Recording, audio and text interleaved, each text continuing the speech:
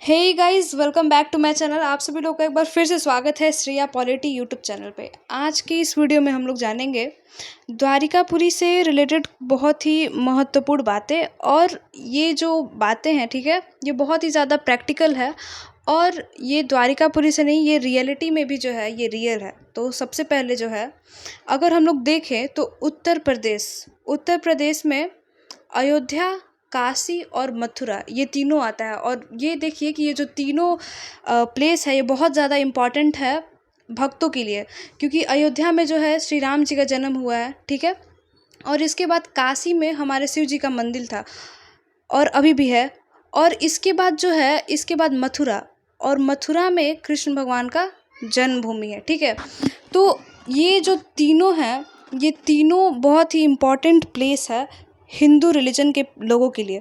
तो अब देखिए, इसमें सबसे ज़्यादा मतलब बात ये है कि जो मुग़ल लोग थे, मुग़ल जो उस टाइम पे थे, उन्होंने क्या किया था, उन्होंने मंदिर को तोड़ के मंदिर के ऊपर जो था मस्जिद का निर्माण कराया था। तो अब जो है, बहुत सारे लोग का ऐसा मानना है कि क्या मुग़लों के टाइम पे ज़मीन का कमी हो गया था कि वो लोग मंदिर तोड़ के मस्जिद मंदिर के ऊपर बनाते थे। तो ये जो क्वेश्चन है ये अराइज़ होता है।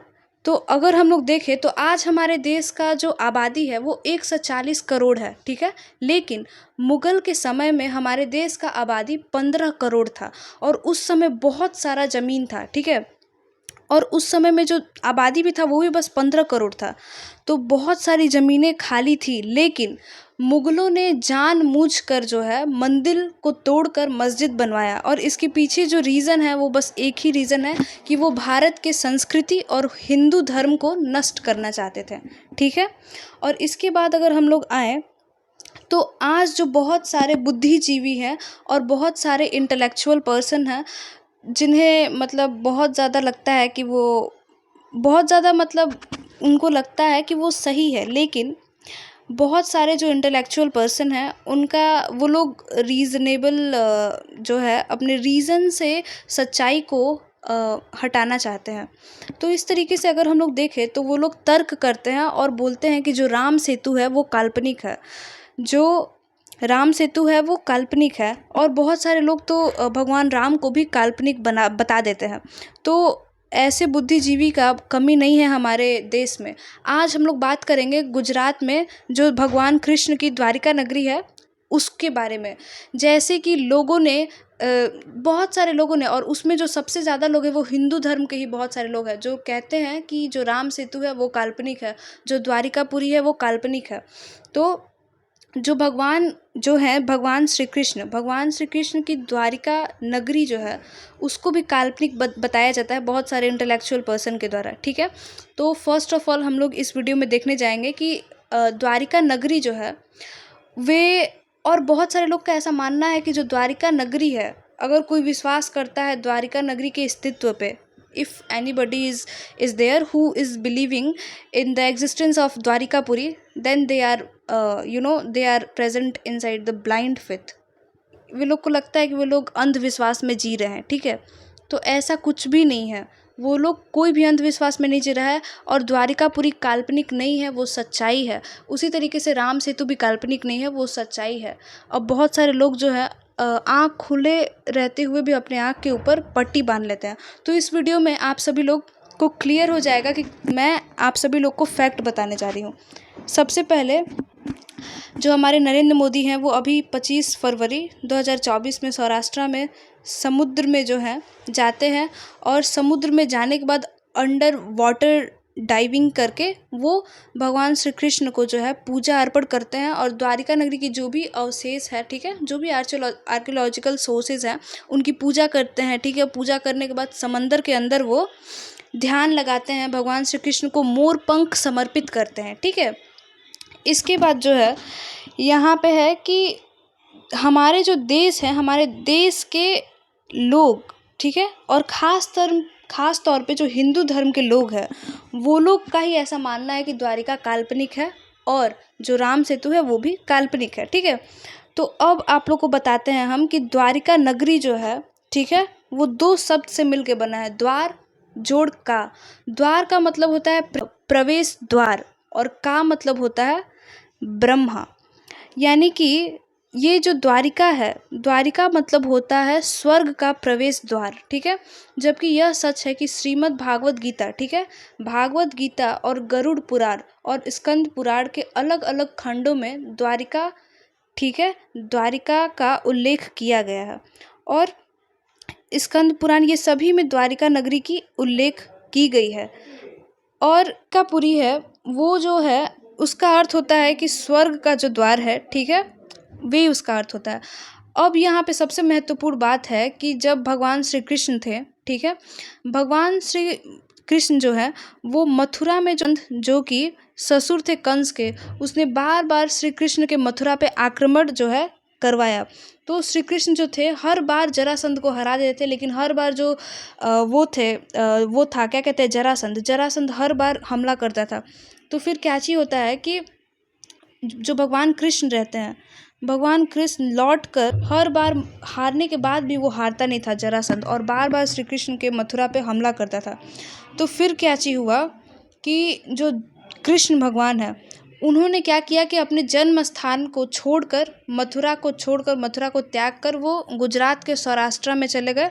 और वहाँ पे जाने के बाद उन्होंने सौराष्ट्र के समुद्री तट पर क्या किया कि वरुण देव से और समुद्र में द्वारिका को बसाने के लिए कहा, ठीक है। और उसके बाद वरुण देव ने भगवान श्री कृष्ण की इस विनती को सहर्ष स्वीकार कर लिया, ठीक है। और इसके बाद क्या होता है कि जो वासुदेव है, ठीक है, वासुदेव के जो पुत्र थे उनका नाम विश्वकर्मा है। विश्वकर्मा ने जो है क्या किया कि द्वारिका नगरी का निर्माण शुरू किया। और इस नगरी में जो है चारों तरफ बड़ी बड़ी दीवारें बनाई गई थी, ठीक है, बड़ी बड़ी दीवारें थी। और इस शहर का जो द्वार था वो सोना से निर्मित था। इसके बाद द्वार सोने से निर्मित थे। और इस द्वारका नगरी में कुल 50 विशाल खंभे थे, ठीक है। इस नगरी की सबसे उत्तम, उस समय की सबसे उत्तम नगरी थी, और उस युग के सबसे उत्तम नगरी थी जिसमें एक विशाल महल भी हुआ करता था। एक समय ऐसा आया जब द्वारिका समुद्र में डूब गई और श्राप की वजह से हुआ। महाभारत के अनुसार जब कुरुक्षेत्र में लड़ाई हुआ और जब कौरव हार जाते हैं और पांडव जीत जाते हैं, तो माता गांधारी जो है कृष्ण भगवान को श्राप देती है कि तुम्हारे वंश का जो है नाश हो जाएगा। इसी तरीके से जब जो गांधारी है वो शोक में विलाप करते हुए कृष्ण भगवान को श्राप देती है, तो भगवान जो है वो, भगवान को आप प्रेम दे, भगवान को श्राप दे, कुछ भी दे, भगवान सहर्ष स्वीकार करते हैं। तो इस तरीके से क्या चीज़ होता है, एक समय आता है जब यदुवंशी जो रहते हैं उनके बीच में खूनी संघर्ष हो जाता है, आपस में वे लोग लड़ने लगते हैं। फिर इसके बाद जो बलराम जी क्या करते हैं कि उन्होंने भी अपना शरीर को त्याग दिया।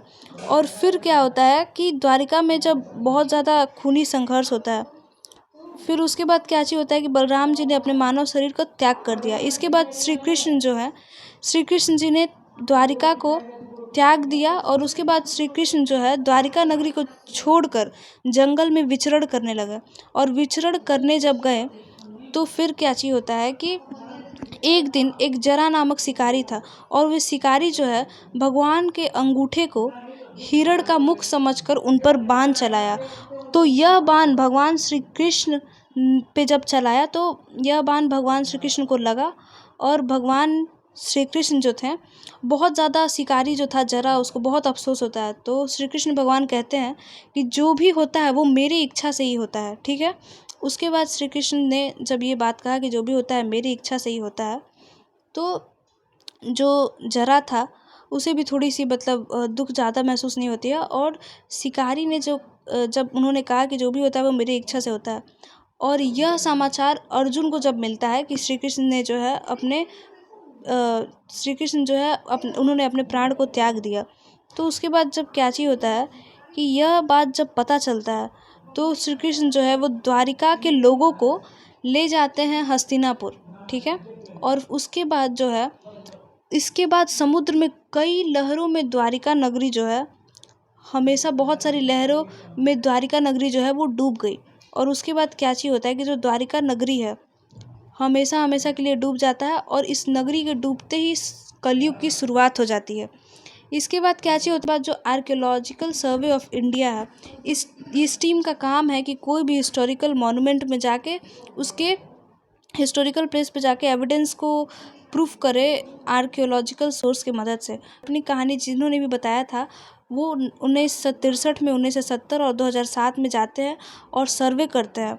आर्कियोलॉजिकल सर्वे ऑफ इंडिया ने द्वारिका में जाके भी सर्वे किया और इस सर्वे के बात क्या अच्छी होता है कि इस नगरी में बहुत सारे अवशेष मिलते हैं और इस अवशेष के बहुत सारे अध्ययन किया जाता है और पढ़ने के बाद उन लोगों को समझ में आता है कि बहुत सारी जो अवशेष है द्वारिका नगरी से मिली है, जैसे कि बर्तन है और बर्तन हैं, खंबे हैं, दीवारें हैं, कलाकृतियाँ मौजूद है।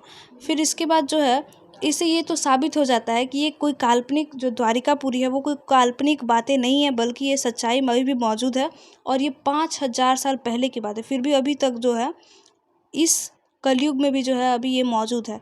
और बहुत सारे जो बुद्धिजीवी हैं वो लोग, और बुद्धिजीवी और कुछ ऐसे इतिहासकार भी है जो है ये मानने से इनकार कर देते हैं और इसे काल्पनिक बता देते हैं। पर बहुत सारे लोग, जो जेरूसलम है, वेस्टर्न वॉल को क्या कहते हैं कि ये स्वर्ग का दरवाज़ा है, ठीक है।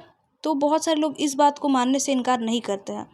इसके बाद है कि बहुत सारे लोग वहाँ पे विज़िट नहीं किए थे। बहुत सारे जो प्रधानमंत्री थे, बहुत सारे प्राइम मिनिस्टर इंडिया के बने, पर किसी ने भी वहाँ पे गुजरात सौराष्ट्र में नहीं गए, क्योंकि उन्हें लगा कि ये काल्पनिक है और अगर हम वहाँ जाते हैं तो ये अंधविश्वास को दर्शाता है। पर नरेंद्र मोदी एक ऐसे पहले प्रधानमंत्री है जो वहाँ पे गए और जाने के बाद भगवान की पूजा अर्चना की और भगवान को मोर पंख समर्पित भी किए।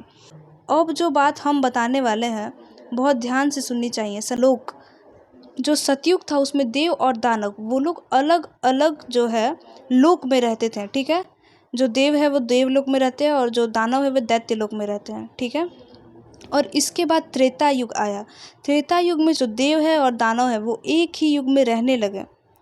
और इसके बाद जिसमें हमारे भगवान राम और रावण दोनों जो थे वो पृथ्वी लोक पे ही थे। और अगर हम आज बात करें, ये जो है देव और दानव जो थे एक ही लोक में रहने लगे। उसके बाद द्वापर युग आया, जिसमें द्वापर युग में क्या चीज़ था कि देव और दानव वो एक ही परिवार में रहने लगे, जैसे कौरव और पांडव।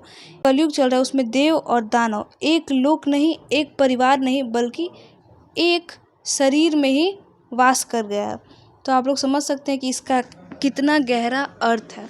तो कैसी लगी आप सभी लोग को मेरी वीडियो, कमेंट करके ज़रूर बताएं।